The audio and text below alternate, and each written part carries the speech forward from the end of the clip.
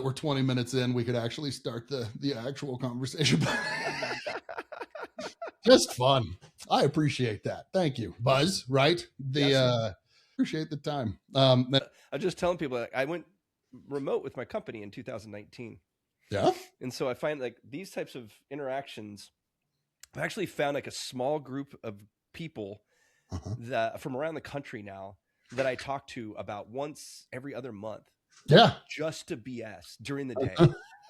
Because I don't get to go to the luncheons. I don't get to go to the business after hours and stuff like that anymore. I'm like, yeah. So every once in a while, I just kind of geek out and be done with it. Got a couple buddies. We do virtual beers, and that's yes. Like, we started it during COVID, where you're just like, all right, I can't get to you. You're across the country. Let's have a beer and chat and catch up and shoot the shit. You know. Heck yeah, old fashions for us. Nice. Yeah. Happy hour. Yeah. Sometimes if like I'll do like there's a couple networking groups that I'm in that are after 5, and I'll show up with a glass of wine. They're like, "What's going on?" I was like, "I'm on the East Coast. You guys are still in the middle of your afternoon. I don't give a shit." This is happening. I love it. So man, few questions that came up. Well, the team does a really good job of finding people that I like to talk to. I did this. We had a podcast a long time ago. I just get me people that are interesting and passionate about something to talk to, that aren't like, they can be selling something. I don't even care if they have like something to promote. They just can't be faking it. Right. Yeah, there's people that are like clearly driven by money. I'm just like, I don't want to even talk to those people. Don't put them near me. I just can't handle it. They don't understand the abundance mindset.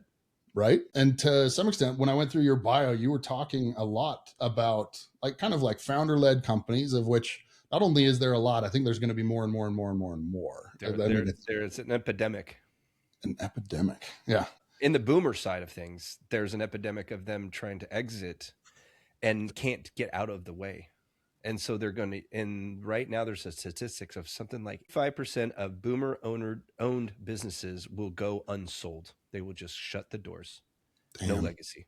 That hurts. Something crazy like that. Don't quote me on the actual exact number, because 66% of all statistics are made up. But the on the spot, 77% on the spot. But anyway, yeah, it'll always be. I think that entrepreneurialism is on the rise in this country. It's part of my mission is to create 17 million jobs through entrepreneurialism. Good for you. Yeah. So we only work with B2B founder-led businesses. Man, how'd you come to that conclusion, by the way? How'd you come to that number? So I asked ChatGPT one day, what was the percentile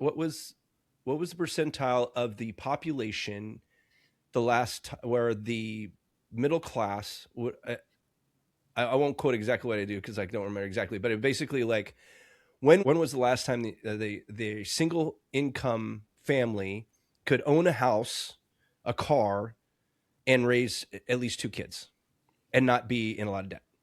So basically, when was the last time the middle class was the strongest in the United States? 1970. Okay. All right. So I wasn't that's a little further back than I was expecting, somewhere like late 70s. Yeah. 70. Well, Carter years totally obliterated that, so we won't get into that. So then I did some reverse engineering, and I said, okay, so what would it look like? How many more middle-class jobs would we need today to put our middle class at the same strength? We said we would need to add 17 million middle-class single-family income stable jobs, or basically middle-class wages, to the economy. The only way that I figured that, the only way that I see that happening for what I can do, what can I do, was to help other B2B service-based businesses grow. For every $400,000 that a business grows, you on average will hire at least one full-time employee. Okay. Now, nowadays with VAs and stuff like that, it might be a little bit more, it might be a little bit less. Like there's some companies that are like every 250,000, they add another employee type of thing. Just depends on what type of business you're in. Okay. Yeah. So with that said though, if I'm working with a B2B company and I'm helping them grow, they're more than likely helping another company grow. Yeah. Because they're business to business. Their job is to help. What's the only thing business to B2B businesses exist is to help other businesses grow. Right. Yeah. Right. Or be more profitable. Uh-huh. Right. Okay, great. So if I'm helping this company grow by $400,000, they're probably helping this single business. They're probably helping then multiple other businesses grow. Sure. So me and ChatGPT kept doing the math on that, and we reverse engineered it. And what it ended up happening is for every $400,000, we increased our clients' revenue. We created 55 jobs. Nice. So I said, okay. So we only have to, so it comes out to like $31 billion or something like that, but we'll get there. I gave myself to 2050 to do it. So I like it. I like it. I had a much more selfish version of a similar premise, though. Hear this. Now hear this. You want 17 million people working for you?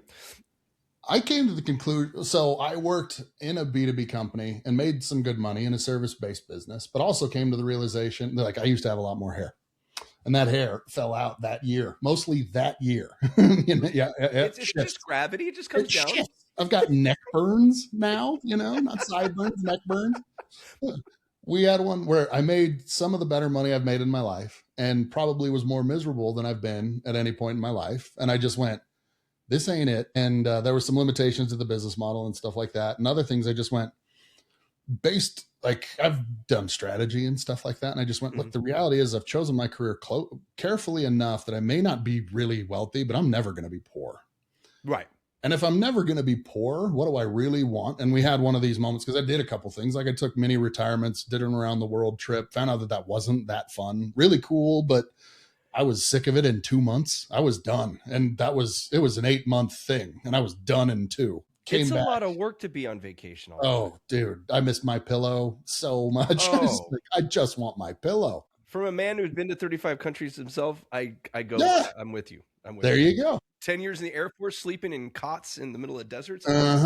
Yeah. I love those people. And so we came to the conclusion, like I had enough time off and everything else to just go, what do I really want? And it was like, look, I'm not going to be poor. I don't believe that money makes you happy.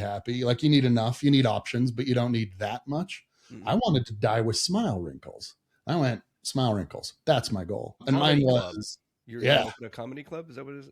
Just, I want people. Can you imagine have you been to when you go to a funeral and you see people, they have their jaw wired shut and they look different. They actually they don't look like the person that you interacted with, like something about it. But I just went, I want to have a smirk on my face. Like I just got away with something and I want that just plastered on my dead face. And I go, that proves that I actually enjoyed the journey. There you go. But mine was a similar one at the time. We were trying to come up with, we weren't as smart as you. We didn't have the calculus, but I just want 100 companies to exist that wouldn't exist without me. And I don't care if I own them. I want like those mortgages, those families, those people to actually have found their muse because I existed. And I'll be happy. Those are the same. Like, I think building stuff from 0 to 1 is the hardest. Oh yeah. Big stuff. It's a lot easier to start with 20 million resources. Oh, it's just funny to listen to like these people that have made it into the decamillionaire space.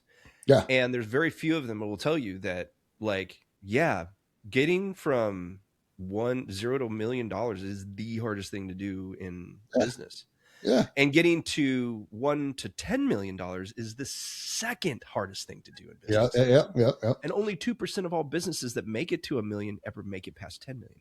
So right. That's your chances, right? Yeah. But once you get to 10 million, things start opening up. It's a lot easier to get to 10 to 20 million. It's a lot easier to get to 20 to 50 and 50 to 100. It's like, but I think selling that there's too many people who sell their soul after 10 million. Yeah. Well, and also, so like coming from, I used to do innovation strategy. And so I was a paid entrepreneur for ConAgra. Okay. And I worked in innovation strategy, and I went and worked on Healthy Choice and Orville Redenbacher, and I launched the first frozen Greek yogurt nationally. You're welcome. You can go read my poetry. It's written on most of the lasagnas from Marie Callender's in your frozen food aisle. Bunch of stuff like that. Those ones where to kind of just go like, that was my job. Launch multiple initiatives per year. And if they don't do 20 million in their first year, they're considered a failure. Right. But I had budget. We had access to the private jet and stuff like that. And I can tell you definitively, it's a hell of a lot easier than 0 to 1 million. It's a hell of a lot. It's just like when you talk about money doesn't buy happiness, but it sure makes it a lot easier. It does make it easier. Yes. Right. Yes. And velocity, I always tell my clients, like, cash equals speed. Sure. You'll either have more money than time or more time than money. Yeah. I will tell you the people who are going the fastest have more money than time. Yeah. Well, and time's ultimately the only one that's non-replenishable, right? Like that's ultimately it is the only commodity, the only irreplaceable commodity that we are willingly spend frivolously. Yeah. We will spend 10 hours to save $1. Yeah. I can make another $1. I can't get 10 hours back. Yeah, exactly. Well, also one of the other reasons too, I think like a lot of people are dealing with like shadow AI and stuff is coming up, or people are using AI to kind of fake. There's entire Reddit communities around people that have 2 and 3 jobs and how to get away with it. And I just heads up in both directions. The employer can't steal your hourly wage and vice versa. Right. Because of that, like fundamentally, it's the only thing that neither person can replace. So like in terms of like ethically or whatever, I go, no, wage theft and stuff in both directions is a bad deal. Bad. It is. This is the thing though. AI is going to create a human revolt. Yeah. Okay. Gen Alpha. I saw a meme the other day. It was said in the 1990s, we used the internet to escape reality. Mm-hmm. Now we use reality to escape the internet. Yeah. Gen Alpha, I mark my words here. Gen Alpha will be the next Gen X. Gen X was the last generation in the United States that spent as much time outside as humanly possible. We are the latchkeys. It was like home by dark, right? Tough, by the way. They got their ass. We were tough because we got into a lot of trouble that nobody knew about. Right? The middle child, like fun, the middle generation, effectively, right? Exactly. Like, the boomers, and so, excuse me. So I feel like Alpha is going to come back to that. I think Gen Z is going to realize that work ethic actually has some value. Yeah. And they're definitely starting to see that quality of life is not everything. So I think the millennials were taught something by the Xers for some reason. I have no idea why, that, you need to take back your time and all those other things, because we saw our parents work, tooth and nail to provide for us. And a lot of us we came up in the 80s. Like the 80s was a weird time when it comes to that stuff. There was a big shift in the workforce. There's twice as many people in the workforce than there were in the 70s, right? With a second wave feminism and stuff like that, which was fine, except that there was nothing to help offset that. So now all of a sudden the single family home that we were just talking about, how now there's twice as much supply, wages are going to go down. Yeah. Now you have 2 people working hard, just as hard as that one person was, to get the same amount of money. Down pressure. Isn't that crazy? How do we get it back up? I work. You were talking about you're going to die with a smirk on your face at your funeral. Yeah. And you said you had a more selfish version of my 17 million jobs by 2050. It was largely because, those smile wrinkles, I didn't have any other monetary, and that's usually actually a little bit out of character for me. I'm very much data driven. I pride even though I know I'm actually making most of my decisions emotionally and then faking the logic after the fact.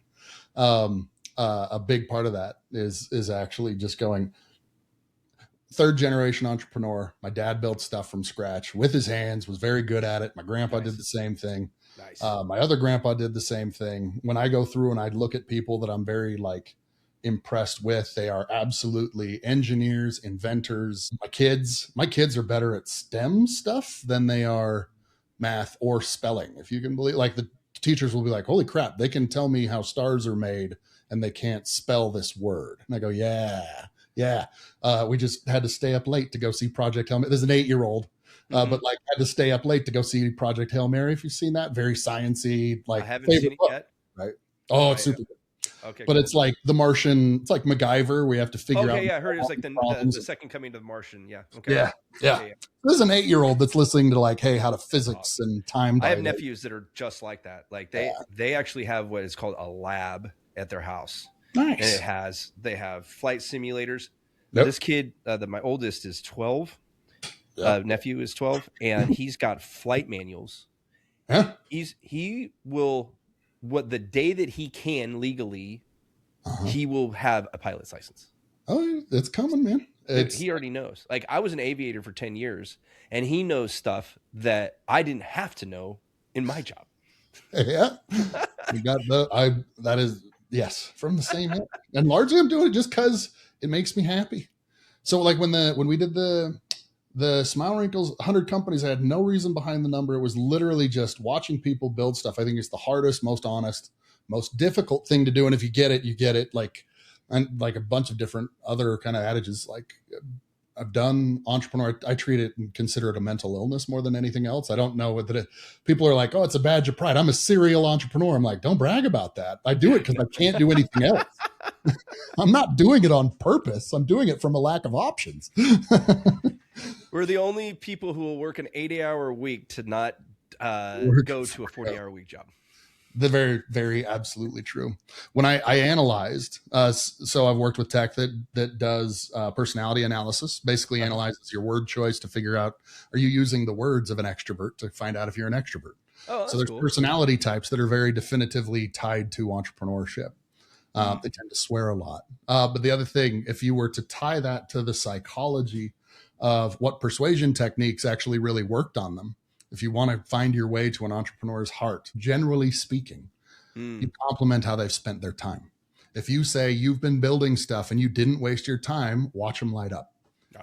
They all think that their thing that they're working on is the biggest thing in the world. And if you want to get them talking, just go, tell me what you're working on. Holy crap, that's cool. And you're in. It absolutely works. It's one of those where even finding that, because I fit that personality profile. And again, data-driven guy where I'm like, no, I make all my decisions on data. If someone tells me like, hey, I really like data psychology and decisioning matrices and decisioning hierarchies, I'm like, oh, well, let's go. Let's go, So you can look at it that way, but people make decisions. I feel, I've seen, I should say, that people make decisions in business like they make their decisions when they buy things. And we buy with emotion and we justify with logic. Oh yeah. They're all emotional decisions. And then we find and we'll figure out. So that's like, for me, when we had when we went from BuzzBiz Creative, I had a creative agency for about 13 years, and I got kind of burnt out in the creative agency life. It's a lot of what you were talking about, just soul sucking, just hard. This is not made a lot of money, did not keep enough of it, and I was not living my best life. So I was like, okay, we got to reinvent how we do business. So we closed the door on that, went 180 degrees, had like a 13,000 square foot facility, 24 employees. I told them all, I was like, you can still work for me, just won't be in this building. Now, they were all like young millennials at the time. This is 7 years ago. And they were like, oh, bye. If you're not buying coffee and I don't have a desk to go to, I don't want to be here. They were taught that the water cooler culture was part of the experience, right? They're young. They still need that. So when I went fully remote, my median age went from like 25 to 36 overnight, like that. Yeah, because I had to rehire everybody. But everybody who was ready to work remote, this is back before COVID. This is like 2 years before COVID. So like, it wasn't as widespread. All of those millennials now had probably begged for that. Like, really, that's what we're going to do? Yeah. Now, but back there, like, oh, hell no, I'm out. So we have a much older staff now, which is kind of funny. But I was talking about when we went from BuzzBiz to Buzzworthy, and we decided, hey, we're going to go B2B. My whole concept was taking B2B marketing from boring to buzzworthy. Because a lot of people in B2B marketing think it's all about the numbers because people have to make the numbers. But when you really think about it, if you're at the enterprise level, that person's looking for a promotion for why? It's either ego or responsibility. They're responsible for their family to bring home the bread, or their ego because they want the title. Neither of those are driven by numbers, except for the dollar signs behind it. But the real why behind it is ego or responsibility. I'd give you that. right? Yeah. Right. I would Well, absolutely in a do that. founder-led companies in B2B, just like a B2C, you're just selling to different people, but we all have a reason why we're an entrepreneur, right? Yeah. But it's our passion. It's passion, like you were saying earlier. It doesn't matter if you're introverted or extroverted. If you're passionate about what you do and the problems you solve, because B2B firms only exist to solve other businesses' problems. There's no other reason for them to exist. Yeah. There's no luxury in B2B, right? Yeah. There's no hospitality in B2B, Yeah. right? It's a problem, right? I either need my employees might need to be more comfortable. Well, why do you need that? Because that increases my retention. So you have a retention problem. So I'm solving a problem, right? So if you have problems create emotion. Yeah. So if we go to the emotion of the problem, we tap into the buying mechanism that will then be backed up by the fact that, hey, retention numbers need to stay high. Yeah. Yeah. Because the pain of hiring again, I don't want to go through that again. Yeah, for sure. Yes. So these B2B folks, you look at these websites. I don't know if you've seen some of these B2B websites, but it's like, especially consulting firms are all very stuffy. And I'm just like, golly, I don't want to talk to you. Oh yeah. And they're all like blue. Blue's a trustworthy color. You're going, all right. Hey, blue's my favorite color. Come on now.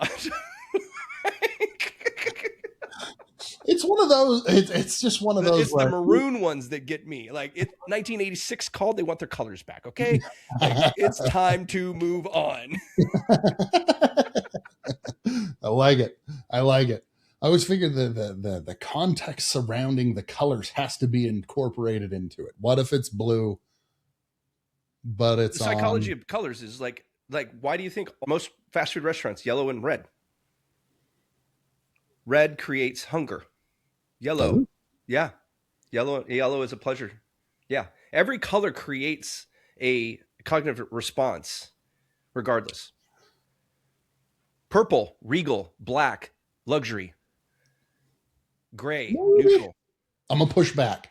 I'm not saying you're wrong. I'm going to think out loud on this because I've never. There's a whole science behind it. There are people who have PhDs in color psychology.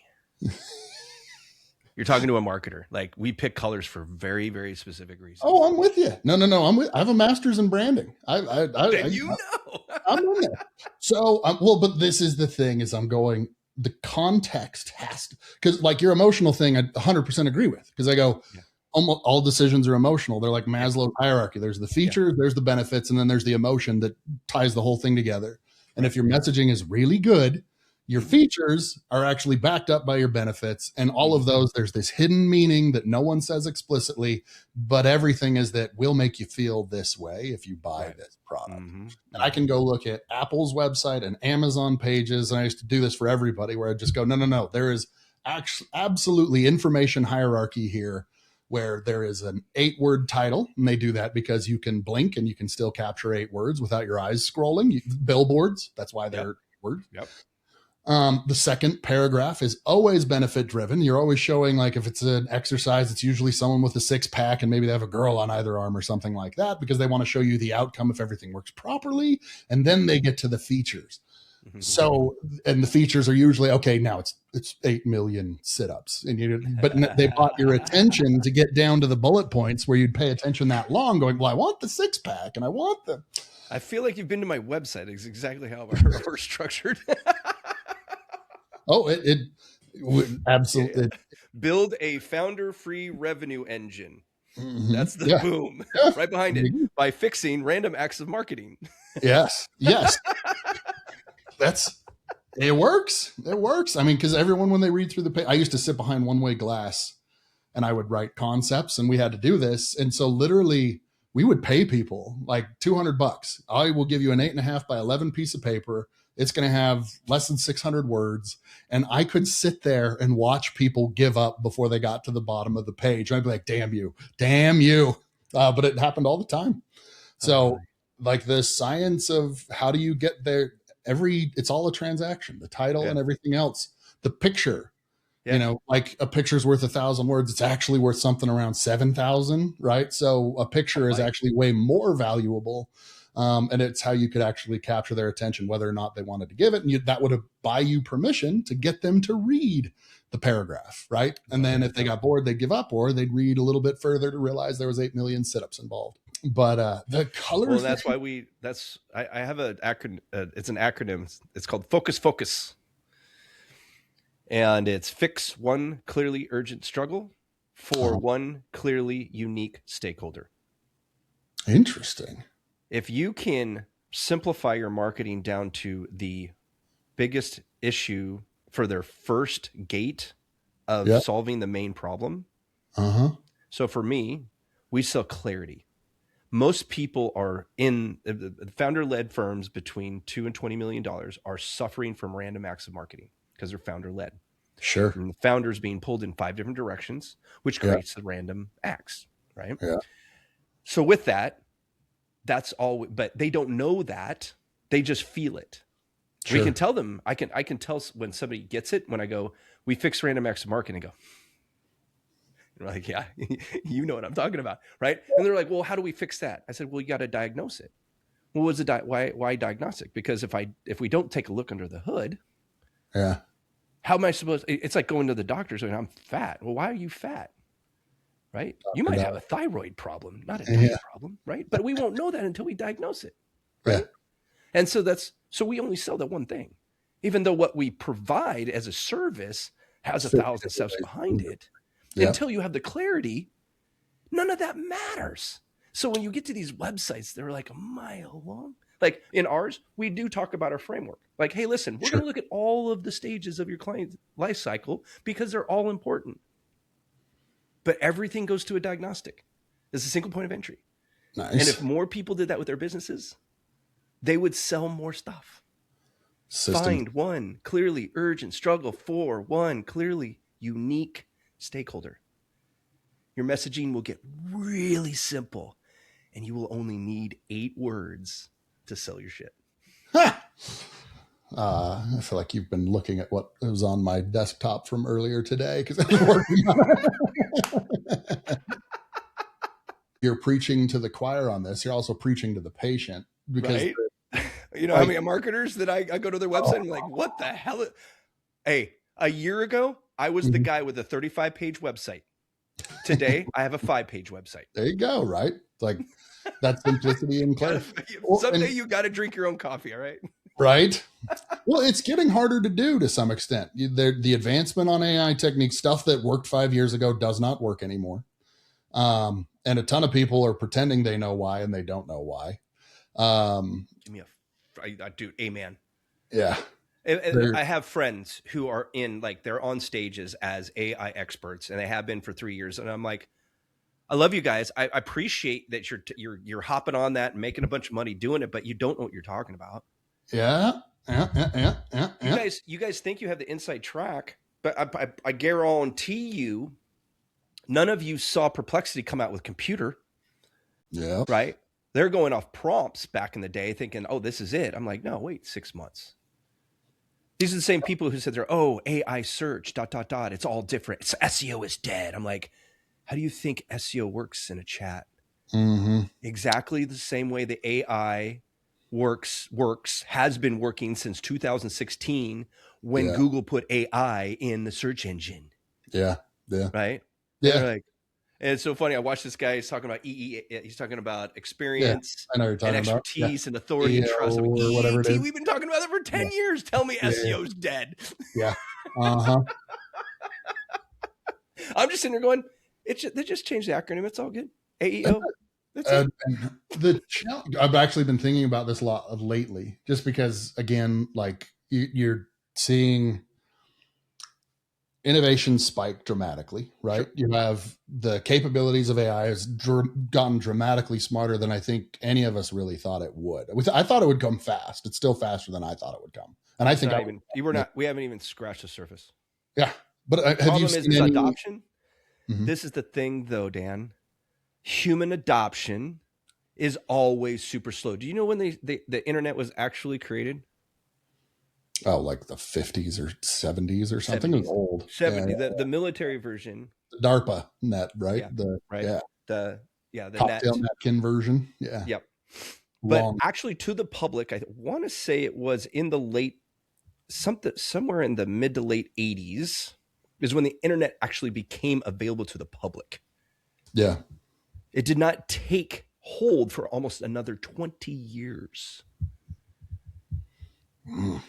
Okay. So there's studies out there that show that 80 some odd % of all companies want to adopt AI. And 99% of them have no idea how to, because adoption is a human exercise. And you have a lot of snake oil salesmen out there telling them they know how to figure it out for them. And that's like, you can't. Yeah. There's no way for everybody to be an expert overnight. Yeah. Agreed. Now you might be able to piece a couple of things together, but you're not going to be able to future-proof that. So now people are spending tens of thousands of dollars to integrate AI into their system. Yep. And that AI is going to be out of date in 6 months. Yep. So me personally, we use AI every day. Yep. I mean, we're building out our client portal that will have AI available to our clients so that when they want to get something done internally, because we're fractional leaders, like we're not sitting there writing their social media posts, but we can get AI to help them write their own on a regular basis and have all the things that we would need them to do. So now they get more value out of it, and we can build that into a center, right? So now we're in tech-enabled fractional leadership. Yep. That's modular, because now I can sit there and go, okay, there's tools now here. I can put it into so just think like a Tesla, right? You got the battery. Everything else on top of the battery is modular. Yeah. It's all the same chassis. Chassis, right? Yeah. Right. But when people are like, oh, we're going to integrate it. Oh, now you got to unravel things when OpenAI goes belly up in 2028. Mark me. I'm with you. And everybody's got their ChatGPT integrated with it. And when I saw that, like, they're not even set to make money, like turn a profit till 2030. And last year, he's like, watch Google. Google's is gonna kick our ass. I was like, oh shoot, I need to get out of ChatGPT. Yeah, we were ready. We were like, everybody I knew was like ready, like put it in and get the APIs and do all the things and make it happen. Blah blah blah blah. And I'm like, it's time to open up Claude again. I had the same kind of thing because I was talking about tumultuousness. I had this kind of come up with some people in the last week, and they just went, well, what is it going to look like in 5 years? I'm like, one, no one knows. I have a couple ideas, but I go, if those Anthropics and ChatGPT, if you think they're safe, oh no, MySpace, they're going to be Tom. Right? You remember how quickly that one disappeared? I go, they have to drop a model every 6 weeks right now, and if they don't drop one in 6 weeks, people are just going to run to the exit, and they are no safer than anyone else. Like the thing is this, there is investment. Well, there's a couple of things that are working against where so there's the boomers, the gloomers, and the doomers when it comes to AI. Sure. It's a book called Super Agency talks about this. Okay. And so your boomers are like, AI is going to do it all, right? And your Elon Musks are boomers. Yeah. Your grandparents are doomers because they don't understand computers yet. Okay. They don't. If you told them, hey, upgrade your RAM, they're like, what's RAM? Yeah. And why are you putting sheep in my house? Okay. Yeah. So then you have your gloomers, right? They're the ones that they're cautiously optimistic. Sure. The amount of resources that it will take to get where the boomers want to get to would decimate the face of the earth within like 40 years. Maybe we don't have enough energy and compute power to do it. We already are short compute. Yeah. Which is, for your listeners who don't know what compute is, that's the amount of computing power it takes to make a decision. Yeah. Right. In the book, they talk about the fact that you have these data centers in third world countries. Sure. The reason they put them in third world countries, well, there's a couple of reasons. I won't get too far into this, but one of the reasons is because the resources are cheap. And they need a lot. But there's these stories over and over again of these villages that these data centers are put next to that now don't have drinking water because the resources, how much water it takes to run a data center. Yeah. Energy is now gone, right? I live in Virginia. Everybody's talking about $1,200 electric bills around here. Jeez. Right? Yeah. Oh no. I mean, President Trump talked about like, hey, you guys that want data centers will have to create your own energy or offset the cost for the other consumers. Period. Yeah. So he wants them both. He wants the data centers, but he also doesn't want to bankrupt the lower and middle class in the United States, because that's how much we just to get us to the next 3 to 5 years. Right. And so you were talking about like, what is it going to look like in 5 years? Anybody who's got a business plan that stretches 10 years is an idiot. Sorry. Like it's okay. I had a 10-year plan about 6 months ago. And about 6 months ago, I woke up and said, stop being stupid, Buzz. And now I have my long-term goals used to be 10 years are now 3 years. And nothing goes beyond that. And just like you've been in business long enough, you never hit your 10-year goal. It keeps getting pushed out. My 3-year goal will do the same thing, and it'll look just as far away now with innovation as just a couple years ago a 10-year goal looked like. Yeah, I can see that. Interesting. But don't they always say that you overestimate the near term and underestimate the long term, right? Like, Yep. There's a book by Dr. Benjamin Hardy. He wrote 10X is easier than 2X with Dan Sullivan a couple years ago. He wrote The Science of Scaling. Okay. I like it. It is a book. Anybody who's been in business and is a 7 or 8 figure business needs to read that book. Okay. Because it talks about how to take your 10-year goal and use time as a tool and make that your 3-year goal. I like that. And then that will force you to look at what we just talked about with technology and innovation, all that other stuff. You start looking at it completely different. You start looking at everything like, we're going to put this in, and we know it's not going to be anything. We know that it probably will have a shelf life or half-life, however you want to call it, of no more than 18 months. We know that. We build everything knowing that technology will be obsolete in 6, will have a half-life of 18 months tops. Because just because there's new technology doesn't mean you have to have it. Sure. There are self-driving cars out there right now that are electric. We still have Oldsmobiles from the 1950s on the street. Oh, yeah. Okay. So adoption by the human being is very slow. It is. So there's still people selling. Oh, what were we talking about the other day? What was it? Somebody was selling something old. There's still QVC channels on cable. Oh.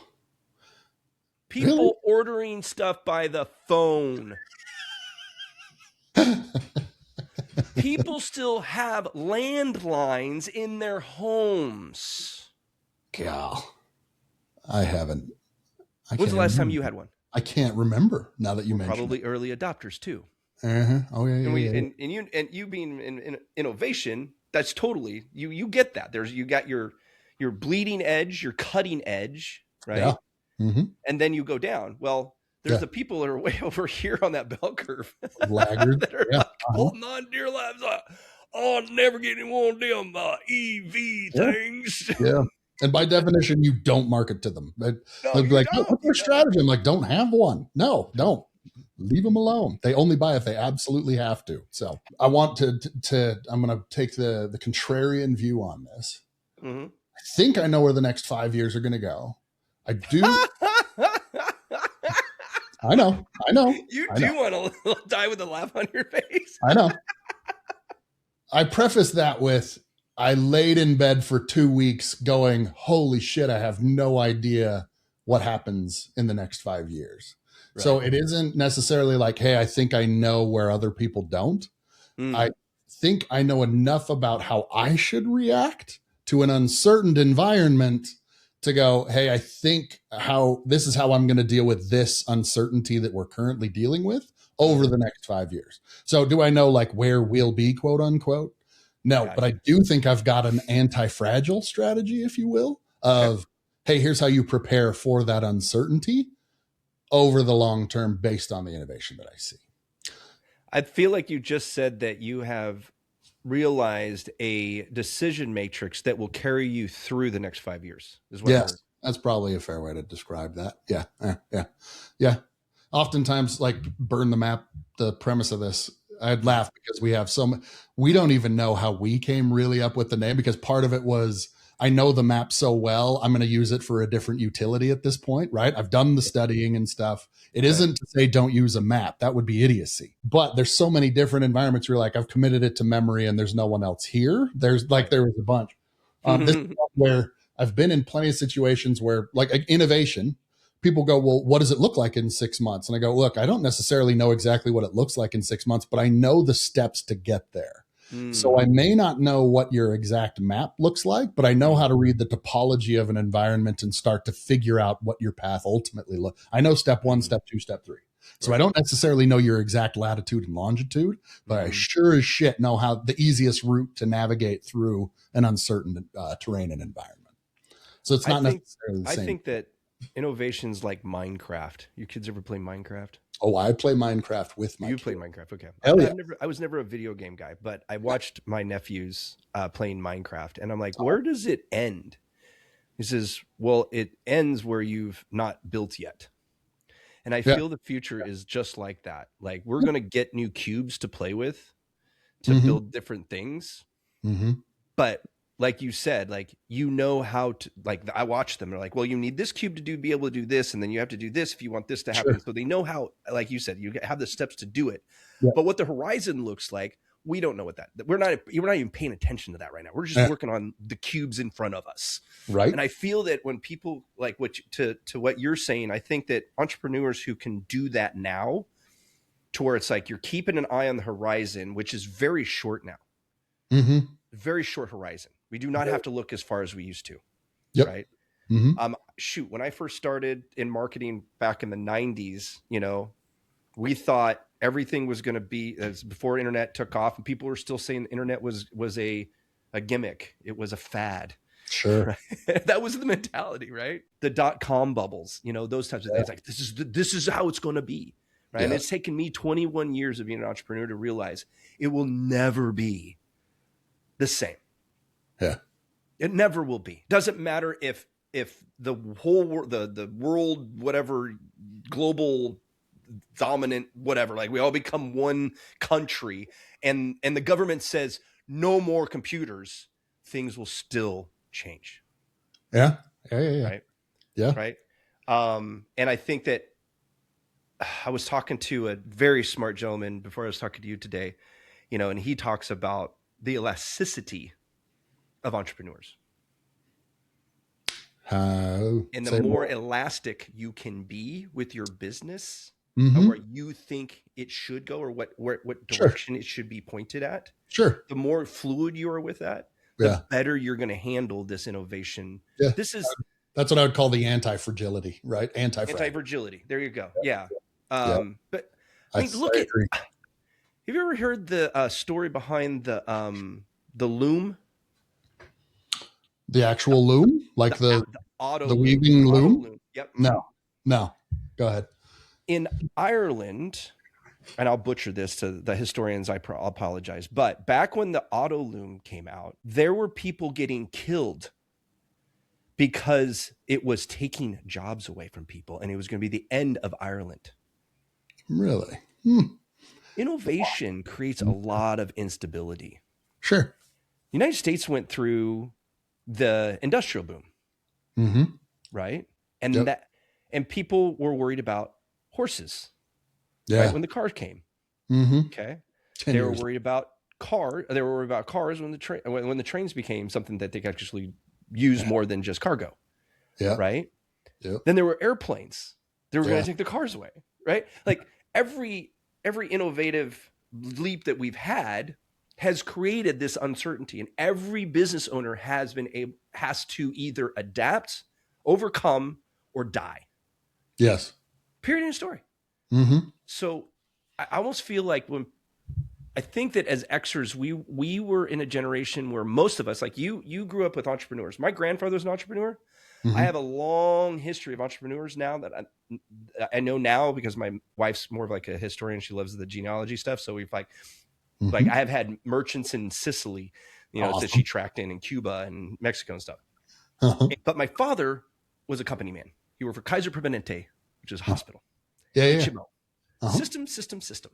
Sure. You work for 40 years, you get a pension, ... And so when and also third generation Air Force. So like you're going through systems. And if you stay for 20 years, you get a pension, ...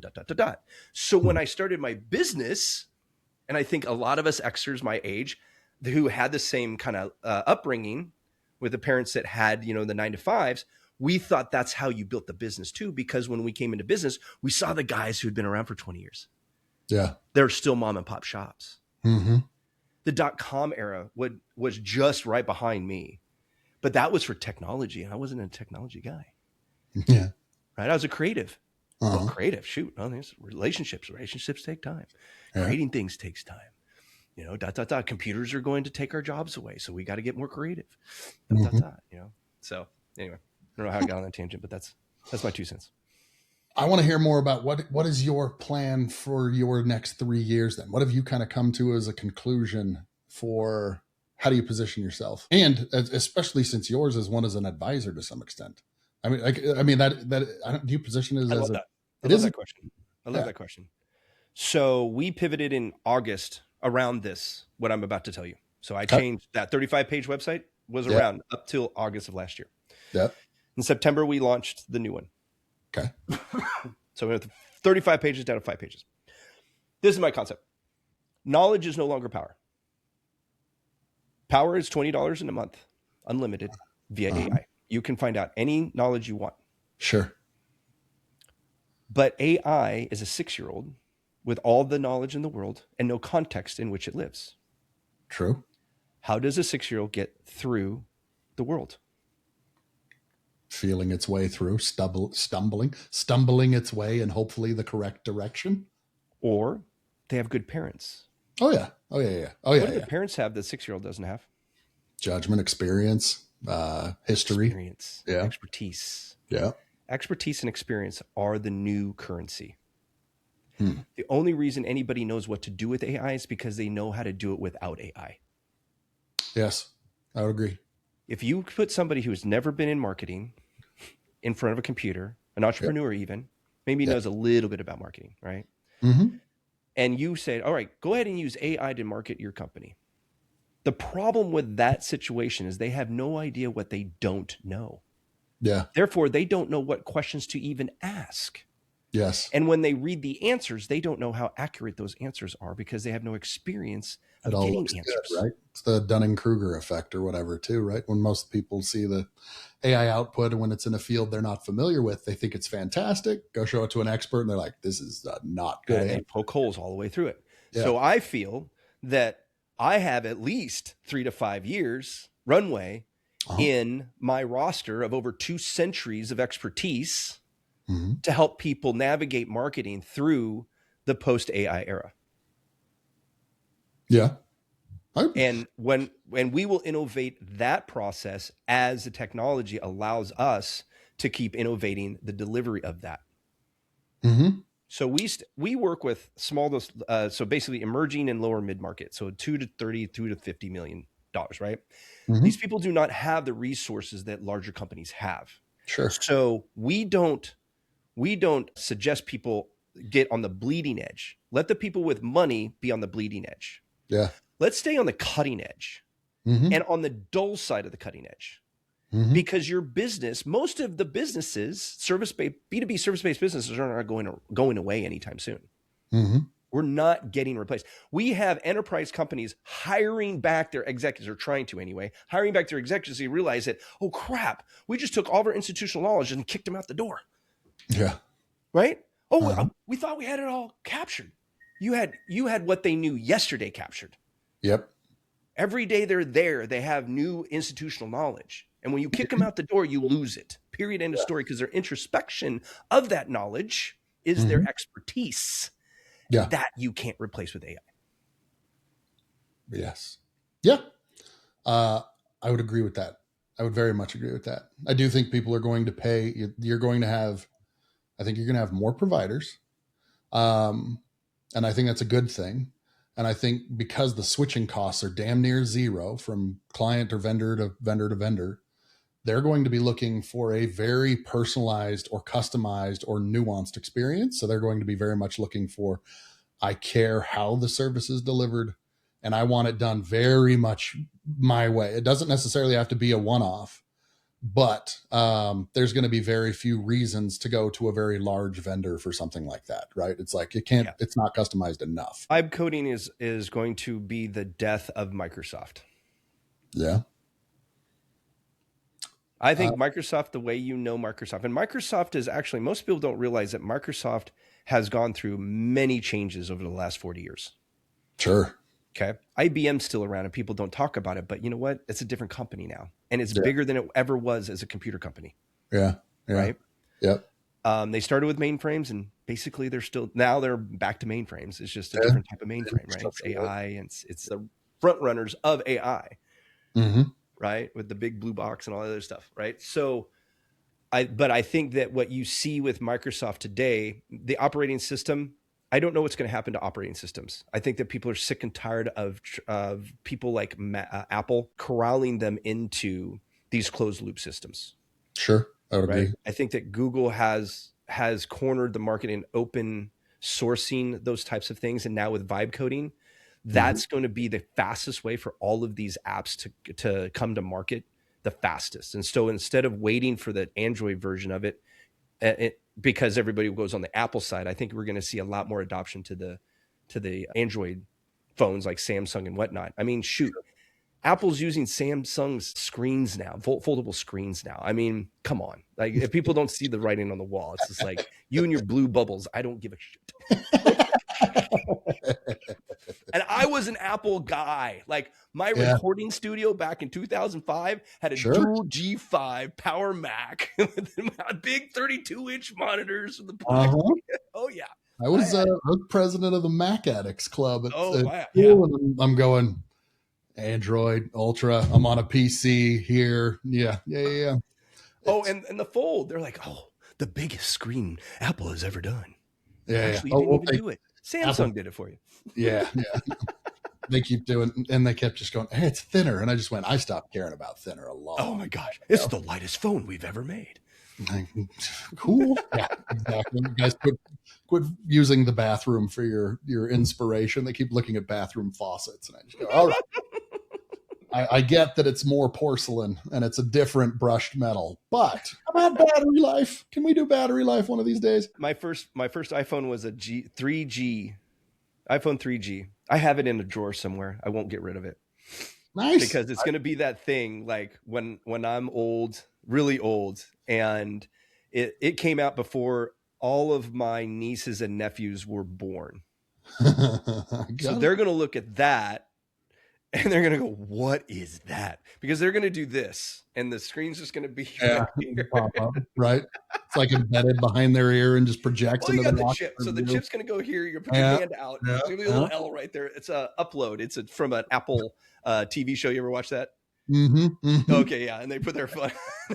that's what we're going to be there. Like people don't realize like what we looked at in Star Trek. They had the first cell phones. Right. Yeah. Little flip phones, right? Yeah. The tricorders and stuff, too. I mean, science fiction predicts whether science emulates science fiction or science fiction predicts science. I have no idea. I don't know if it's chicken or the egg, either way. But if you just look back, Idiocracy is now a documentary. Yeah, it's scary. Remember how bad it was too when it came out? Because we were all like, "Dude, this is so not believable." That movie when it came out, oh my god, it's one of my favorites. And the funny thing is that they were Crocs in that movie. Oh, for God's sakes! That's how Crocs came on the market. It was cheap. They didn't have a budget to make like futuristic shoes, and Crocs hadn't hit the market yet. And so. This timeline. I remember because it came out, I'm like, this is too stupid. I was the guy in the room that was like, this is too dumb. Like, it was hard for me to enjoy its slapstick, whatever, just because I'm like, it's too unbelievably dumb. So we just recently had UFC, or about to have UFC on the presidential lawn, right? Which, how scary is this? How scary. Nauseating. Have you listened to a young Gen Alpha talk? Yeah, I've got nephews and stuff that are doing bet. They're just like, what? And yeah. Like and yeek. I'm like, oh my God. It's a documentary. That's hilarious. It's one of those where I keep going. Like, I remember the one, like Judge Dredd with wow. Whatever, where they swore and they had the little ticket system and stuff like that, where they had like the antithesis where everything was quite so clean. I'm like, that was our future literally like 5 years ago. Do you realize that like 5 years ago, we're like, we're going to get tickets for swearing soon. 5 years after that, we're like, now it's idiocracy. Judge Dredd is nowhere in the future. Rumph. How about Minority Report? That's what I'm afraid of. And that one, see, we were worried about that one legitimately several years ago, because I remember. Well, with AI though. Yeah. I don't know, man. We've already got the cyborgs, walking through our houses, doing our laundry and stuff. So that one was the other one that I thought would actually take a little bit longer to go and do. I mean, because I was surprised. Yeah. Yeah. Because I mean, they're on the horizon for a price point. Like, I mean, even a few years ago, you're going $250,000. You're like, but then they're going 60,000, and you're going, And now they're talking less than 10. Yeah, and you're talking about like, wait, so I'd have the equivalent of like a live-in housekeeper or whatever else, less than they would cost in a salary for a year. Yeah. It's tough to not say yes to. Yeah, well, and there's people that are even doing open source robots too. Like, hey, you want to build your own? Like, well, basically, that's a little scary to me. Yeah. I think so. So I'm a gloomer. So I'm optimistically cautious. I think that like when you have people able to, because I've seen some robots glitch that were under protocol, glitch and hurt people accidentally. You got crazies going around throwing freaking pipe bombs themselves. Yeah. Open AI or open a source bot, you can then just train a robot to go into a place and then just self-explode. And nobody would know the difference because you got all this metal, right? Little carbon fiber around that. They can't see the bomb inside that. Elon Musk talked about this some time ago, where he's just going, why don't you just take any number of swarm-based drones and just put a little bit of C4 on each one and just have them fly through the windows of a building and go do whatever. Boom. Now they're kind of doing that, right? Like, but anyways, I was messing with the premise of so everybody wants their own Jarvis, right? Sure. So I was going well, I'm going to build stuff, and I built like an arm, and then I had the Terminator head, and I'm like, well, I can build the Terminator head, and then I can put facial recognition and basically put like an LLM into it. So you got like a walking around arm and head type of thing. And then I'm going, well, now let's give it a Nerf gun. And, you go, wait, that's one step away from a weapon of war. Yeah, but you could use that for disciplining your children and not have to worry about it. Mm-hmm. You just have the robot sitting there going, stop doing that. Hey, that's how I get them to learn. Dad, I'm 17 years old. Stop having the robot follow me. 24/7. Stop being an idiot, and I won't have the robot follow you. Oh man, that's one of those where you go like, that's a matter of time. They're going to have their own. I mean, I've oftentimes kind of thought what their world looks like. So I'm like, I'm probably very potentially driving the last car I'll ever drive. I've been thinking that for 5 years-ish now. I like my cars. I keep on and hold on to my cars. I have a 2010 Chevy Avalanche that they don't make anymore. So I get you. I've got a 2007 Lexus SUV that I absolutely love, right? Like, we have a 2003 Jeep Rubicon that my wife will not get rid of. There you go. I have a 2003 Harley V-Rod that I am going to get rid of this year because we just got a 1979 Stingray Corvette that she will get in. So I built it's a replica, but it's a 65 Shelby Cobra that I've been. Very, very. Oh, and great movie too. Oh, right. God. Lovely. Absolutely lovely. Cool story.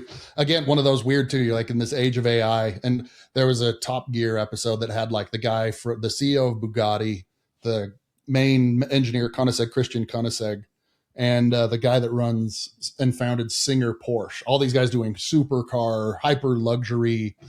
3 of them, they all get on Top Gear and they drive each other's cars and comment. And the lead guy that runs the show, he's like, so what are people asking for? And all 3 of them went, people want straight up analog cars with no gimmicks in them now. They're basically going back to the basics, baby. 70s. Back to the basics. They want just a manual transmission, straight to the ground, not even ABS. Yeah. We have 4 out of the 5 vehicles are all manual transmission that we have. No, because it's better.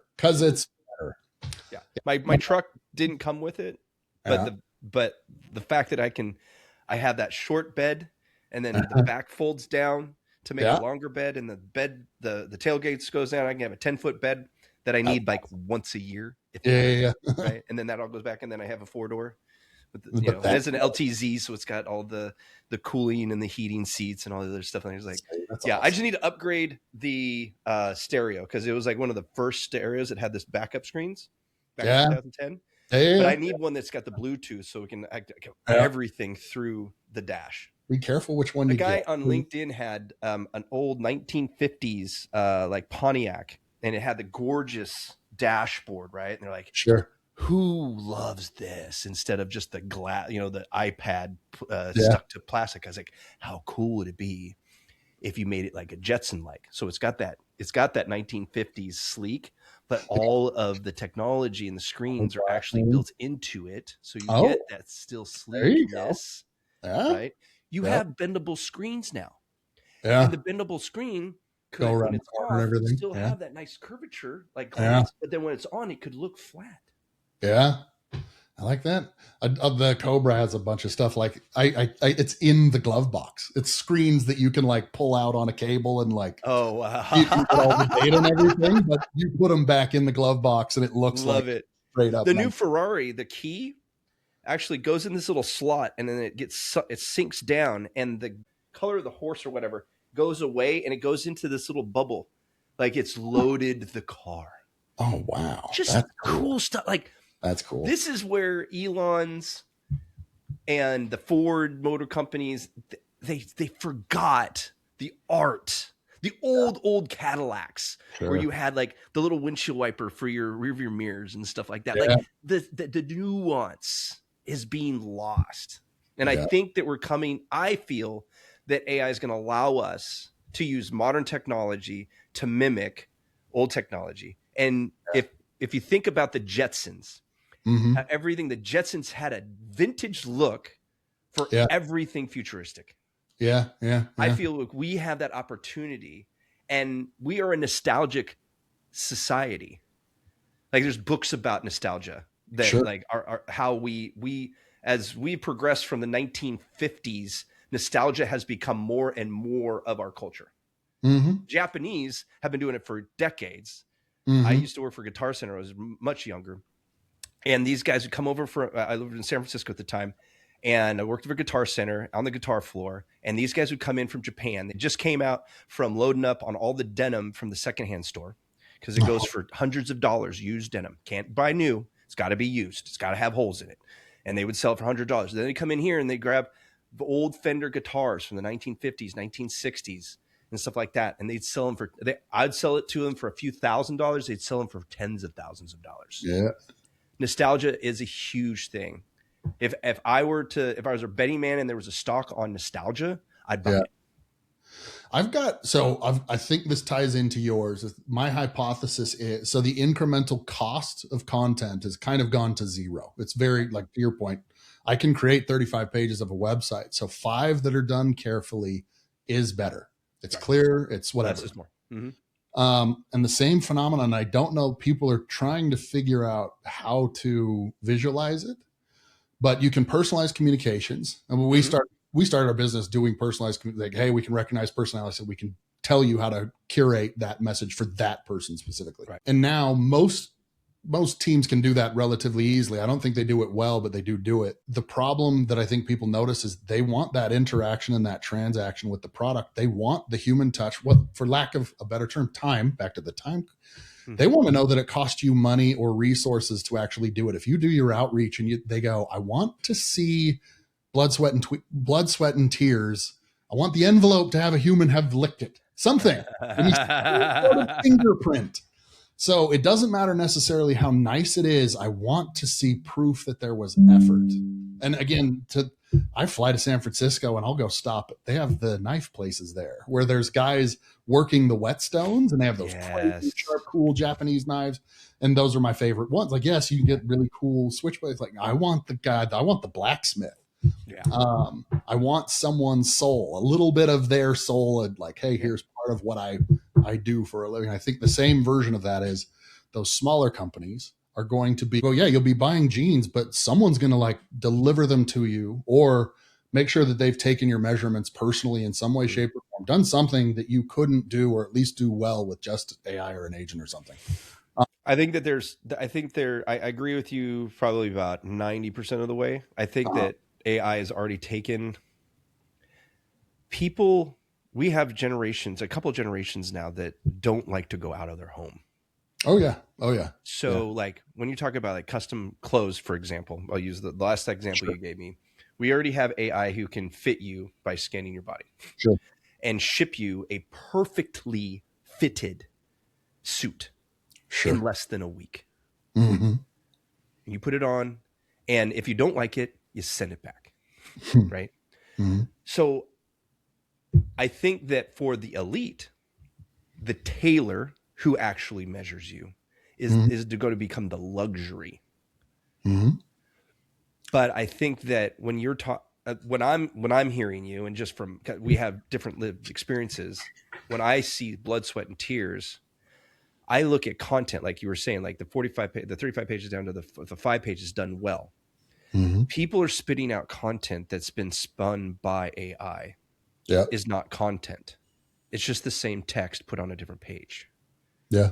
The blood, sweat, and tears are when we're telling our story and sharing our expertise. Mm-hmm. When I was working with XYZ 5 years ago, we were doing we ran across the same problem you have today, and this is how we fixed it. Now, times are changed right now because I've seen this, and this. You're putting your fingerprint on the problem. Mm-hmm. Right? I'm thinking out loud as you're talking about it, because I agree with you. I think that it's I think that people use the word authenticity, and I go, yeah, that's kind of it. Yeah, I think that's most of it. It's hard. It really, really, really, really hard to fake. It's just been a bastardized freaking word. Authenticity has been bastardized. Yeah. And so it's hard to say, well, be more authentic. Nobody knows what that means anymore because they've been told that the AI can mimic your authenticity. Yeah. And, you know, I promise you guys, I spent the last 5 years trying to get that stuff to sound like me, and it just doesn't do it. I know what I sound like. You might be able to fool somebody you don't know, but if you're using AI to write your stuff and you're not human optimizing it, like I have LLMs that only can read my writing, my talking. Like I take all these interviews that I do, I put them into the LLM. Yep. Like I'm building that brain, like you said. There's my cyborg. Yeah. So that's getting built daily. Yep. If you're not doing that yourself, if you're a listener, that needs to happen like tomorrow. Go to Notebook LM. It's free with Google, and just start uploading your stuff. Just start uploading. Yeah. Transcripts from meetings, transcripts from client meetings, any recordings that you've done with your kids, all of the things like personal and business. Put in LLM. Notebook LLM is great because it is a fenced garden. It does not touch the internet, your stuff, supposedly. So as much as, don't put anything too secret in there. But that right there, anything you would be able to tell publicly, I would put in there, right? Mm-hmm. And then start asking it questions. Sure. Let that be your writing partner. You write it. It can write an outline for you. Like, hey, take a look at what I've been saying about XYZ for the last 3 years and how that, and then put it up against this paper I just wrote on XYZ from the last 2 months and give me the contrast outline for the contrast so I can write a paper, blah, blah, blah, blah, blah. Now you have basically fill in the blanks outline of something like my scripts for my podcast. I have a podcast called Becoming Founder Free. I took Claude and I put hours and hours of old podcasts and my frameworks and my books and all the other stuff that I put it in there. I said, okay, we're going to talk like me. Okay. And we trained it how to do that. Okay. It spits it out. So I have an AE or EA that I basically gave her the prompts and said, hey, get the prompts, get it to me. So the only thing I have to do is open it up and now start filling in the blanks. Sure. The only thing it can't do is tell the stories. So we tell it, do not tell stories. Buzz will tell the stories. Give me the outlines and all the things I never want to see. Right. Yeah. And you just program it. Right. Yep. But I've now taken a script that used to take me 3 hours to do, takes me 45 minutes. Yes. And it's just as authentic as you did. Now, it will take me a few more months to overcome the amount of hours it took to build that bot. People think they can do it in 30 minutes. You're going to get 30 minutes worth of authenticity because it will run out of things to spin.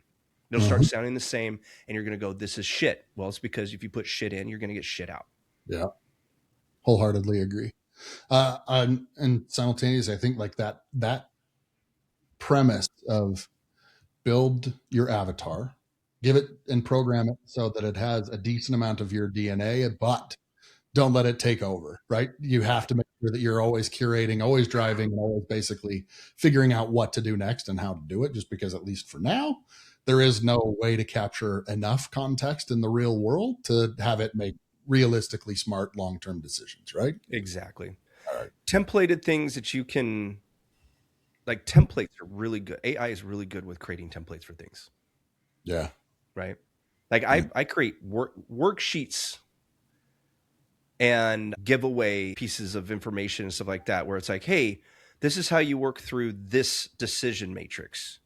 Do this exercise. Well, I can describe that exercise to ChatGPT and give me a document that basically puts all the lines and all the other things that go along in there. And now I have a finished product. Boom, done. So now I'm not spending an hour putting together the framework and then another hour to 2 hours making it look pretty. Yeah. Right. Yeah. Boom, done. Right. Canva is getting better. Yeah. Gamma is not getting better. I don't understand why people love that so much. I just like, as a recovering graphic designer, I just can't do it. That is one of those where I learned after anytime anyone ever touched any graphics program, I go, oh wait, here goes 10 hours.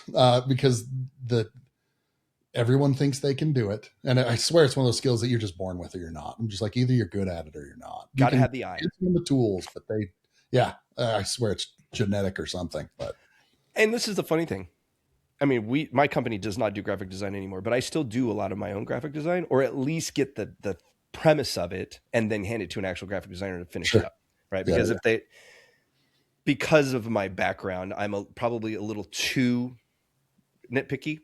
So it's like, hey, I just need it to look like, polish this idea up. So you at least get, if I can get you down this lane here, you'll make it right. That's perfect. Right. My last website was the first website since 1999 of my businesses that I did not design. You had to sit there like slap the wrist, like, no, back off. I'm not done. I hate it. But I was like, just because I hate it doesn't mean other people won't like it. And people love it. So I'm like, okay, fine. Awesome. Like it's not the website I would build, but guess what? I didn't have to build it. There you go. Oh, and people got to remember that. Like when you delegate, you got to remember how much time did you save not doing it? Yes. Did you love that time? Because you love the time that you saved much more than that website that's not going to be there in a year anyway. A lot too in your business. I've actually always strove for, I'm like, you want the day where you get asked to step aside. I want someone to go, Dan, will you please be chief culture officer or something, where I'm like, yeah, let me please, like, I've done something right. If you guys are giving me kind of like, hey, that's a title, but don't touch the equipment. You're right. Yeah. Well, I always thought, like, I was a huge Michael Gerber fan when I got into business in I started my business in 2005. And I used to give that book to people. It's what was it called? E-Myth. Oh yeah. I've read the E-Myth. I love the E-Myth. Yeah. So, I mean, I followed Mike for a while, even when his son started taking over and they did E-Myth Mastery, which was kind of a failed venture for them. In my opinion, I think they could have done the technology. If they had it, if they came out with it today, the technology would be there. But unfortunately for them, there's people who have usurped that mindset, the E-Myth mindset, into the next. Sure. You know, they've just basically, they're like, okay, here's the new way of looking at it. Same stuff. Like you could read that book and get it. But I used to give that book to people who would come in and like, what do you mean it's going to take that much time? I'll just do it myself. I was like, okay, great. You go do that. And between the headaches you have, here's a book. I want you to read this book. Yeah. And the only thing I wanted them to realize is like, because that was something that I had to realize really early. Like I started my company as a recording studio. That was the dream. Okay.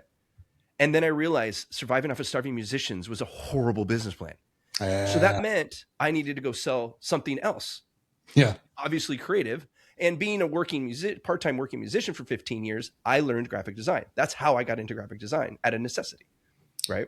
I bootlegged like Photoshop 7 was, I think, my first type of thing, right? That wasn't Microsoft Paint.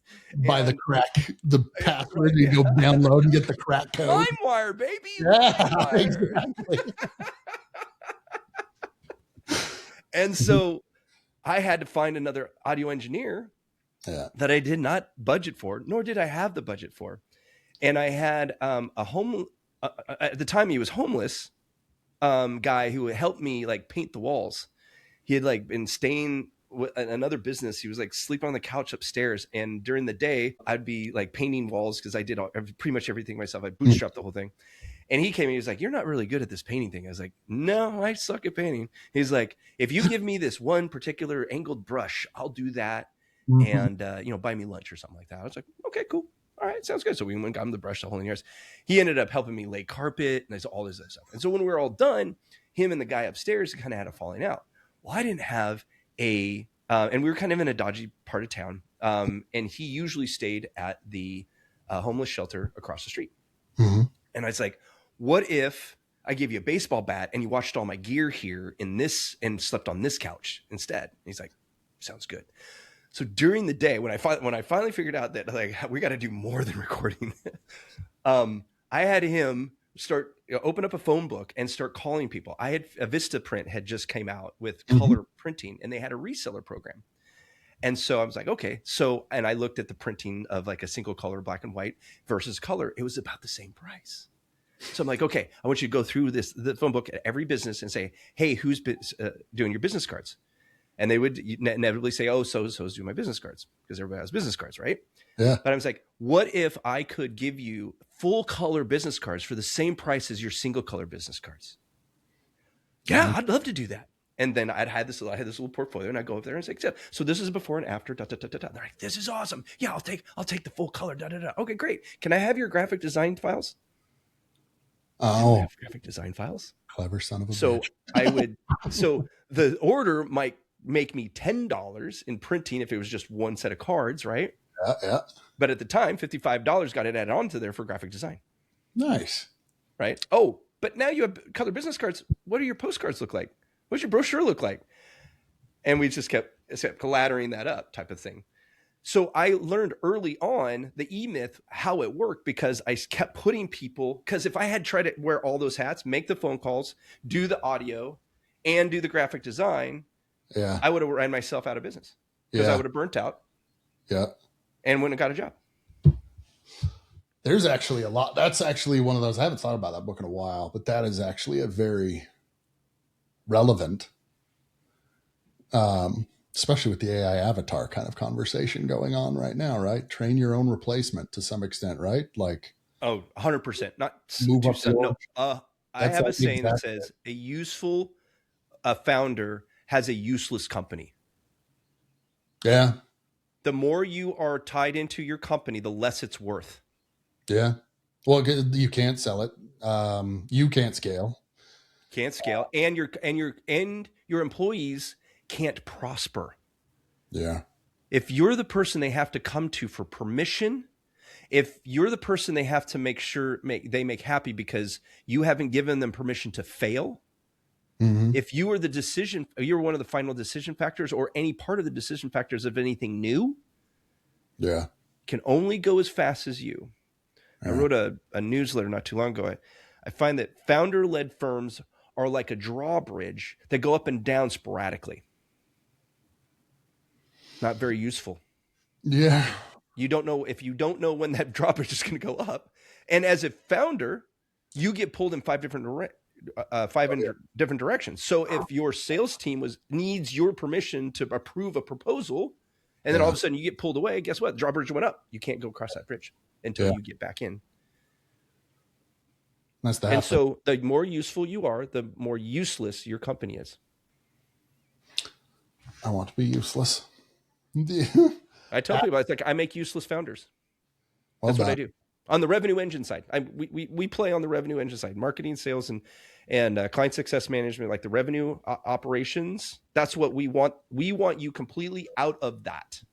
The only thing I want you doing is writing books, speaking, kissing babies. That type. Like you need to be. You are the forefront or the face of the company as long as you want to be, right? But if you're holding back the revenue engine. Yeah, it's never going to, right? Yep. It's always the dream business is to work yourself out of it, right? I want to be nowhere on it. The old Tim Ferriss thing. I want to not be on the org chart or to have no lines, right? No lines. I'm over off. Actually, I created an org chart and it says become useless. And so just like an org chart, it's become useless. And then all the org chart goes on this way and everything is useful. I